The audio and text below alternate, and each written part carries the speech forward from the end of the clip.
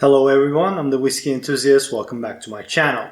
Today, whatever time you're watching this, we have the Bruichladdich Classic Laddie. You have seen this bottle, I bet, at any bar, a friend's house, online.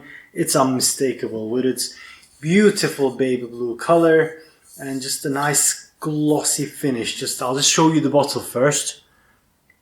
There you go, the Classic Laddie. What does it say? Unpeated Islay single malt Scotch whiskey. Now Islay, as you may have known, generally produces or known for peated whiskies.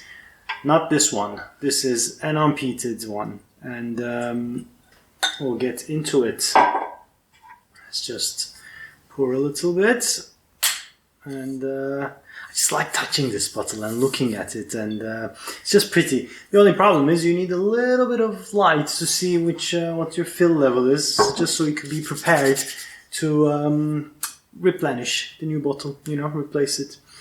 Right, Bruichladdich, the self-proclaimed progressive Hebridean distillers of the island. The Bruichladdich Distillery has, of course, three whiskies they produce. They have the unpeated range, the Laddie, or they put their name Bruichladdich. They have the Laddie. They used to have the Laddie 10. They have their seasonal and official bottlings, but this is the readily available one. I think there's an 18-year-old. There's an 8-year-old duty-free one. You can find it. I have it somewhere. Is that? Nope, that's not it. There it is. Same style bottle, but not as pretty. As you can see, it's just clear. But same style. It's nice. Like most duty-frees, it's not 1 liter, 700 ml. Anyway, then they have the Port Charlotte. I'll put it up there. I have reviewed the Port Charlotte 10. Beautiful, heavily peated, gorgeous whiskey. And then they have the super heavily peated Octomores, which come in 0.1, 0.2, 0.3 every year, and it's widely sought after. People love it. It's 140, 180, 200, 300 ppms. It's crazy. ppm is, of course, parts per million, but people talk about phenol parts per million, so it should actually be ppm. Anyway, this has nothing. This has no phenols whatsoever. No peat.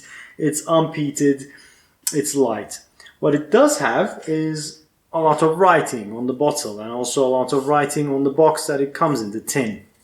Now, interestingly, you can scan a code there, and it tells you what's exactly in your particular bottle. So they do produce these in batches, and apparently this one is a combination of 4 vintages. Now, this doesn't have an age statement, so we don't know what the age in this one is, but they have an 8. So I'm assuming this is younger than 8, but it could have the old 10-year-old stock in it. It could have a little bit of 8. It could have 3. It could have 4. It has 4 vintages in it. We don't know which ones. It's Scottish barley, and also a combination of ex-bourbon, red wine, French red wine, Spanish red wine, actually 2 different French red wines, and 2 different Spanish red wines, and an ex-bourbon barrel. It's a combination of things, but it's nice. It's nice if you want to geek out on what your bottle has, what your spirit is. It's a good company for that. Now, not interestingly, when Mark Rainier took hold of Bruichladdich, he's now at Waterford. He's very terroir driven, and he's very information driven. He took over that. He took away that style into Waterford as well. But Bruichladdich is also quite, I'm not going to say terroir driven, but they do tell you about where their barley is coming from, and they're proud. They're proud that it's Scottish barley. I think that's enough nerdy information. I'm pretty sure you've had this before, but if you've not, welcome to my channel. It's bottled at 50% ABV, non-chill filtered, and non-caramel color added. Beautiful, nice light color, and let's dive in. Wow. Okay. Cumin, apple, fresh green apples. Very salty. it's a maritime note, but interestingly, you're used to having maritime notes in peated whiskies like Lafroig, Ardbeg, Taliskers, but this one unpeated but maritime at the same time, which is weird at first, but you immediately get used to it. Pepper, licorice,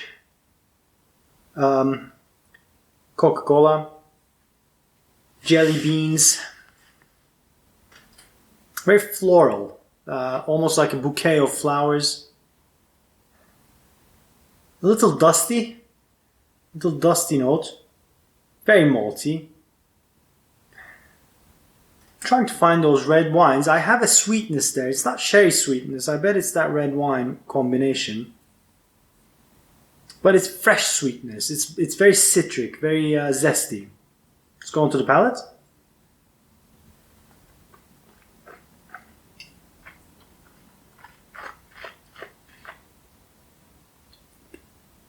Where's the ABV?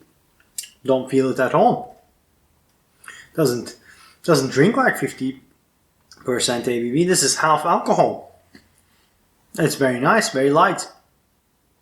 The floral notes continue on the palate with the malt notes. The aftertaste is a little bit spicy, peppery. The ABV feels in the after and the finish. I know I'm jumping around, but I think that's the only way you can do it. It doesn't come out at you like chapters. Nose does, but the palate and finish is very interchangeable because you just have it all the time. You can feel the finish while you're having the palate as well. But finish is long, shiny, and metallic. I've not realized this one before. It kinda feels like a blended or a grain forward whiskey, which is weird because this is single malt. I bet it's the youngness of the spirit inside. Do I get anything else? I get jelly beans. I get a little bit of a cheesy note, a little sour note. That might be the red wine cask. They tend to combine with whiskey. They produce a little bit of a sour sulfury note, but this is not sulfury, just a bit sour.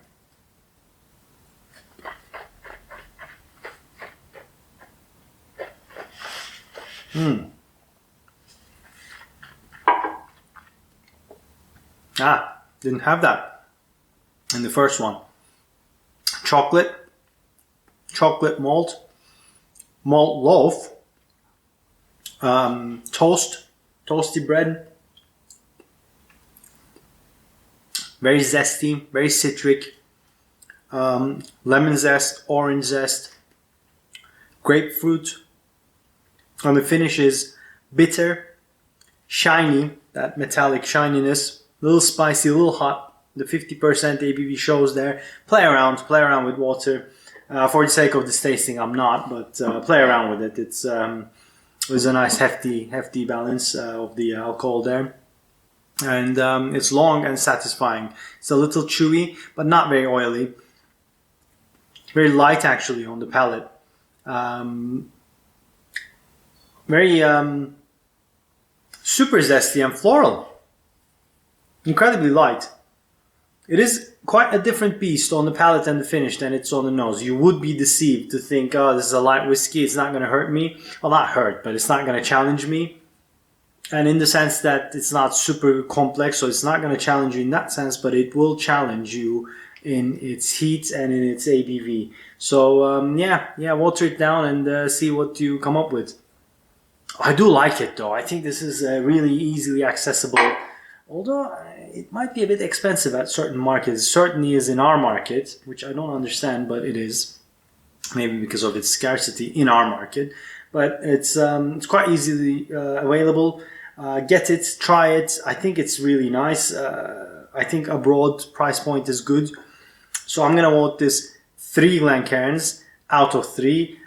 Just a reminder, 1 Glencairn is give it a pass. 2 Glencairns is try it before you buy it. And 3 Glencairns is my recommendation. Buy it. Definitely buy it. You'll love it. So I'm going to vote this 3 Glencairns. And on that note, I'm going to say cheers, guys. I hope you liked this video. It's been a quick and nice one because it is. So if you like this video, please hit that like button. If you want to know when I post, please hit that bell icon. And if you're enjoying my content, please subscribe. Thank you for coming back to my channel, and see you on the next one. Cheers.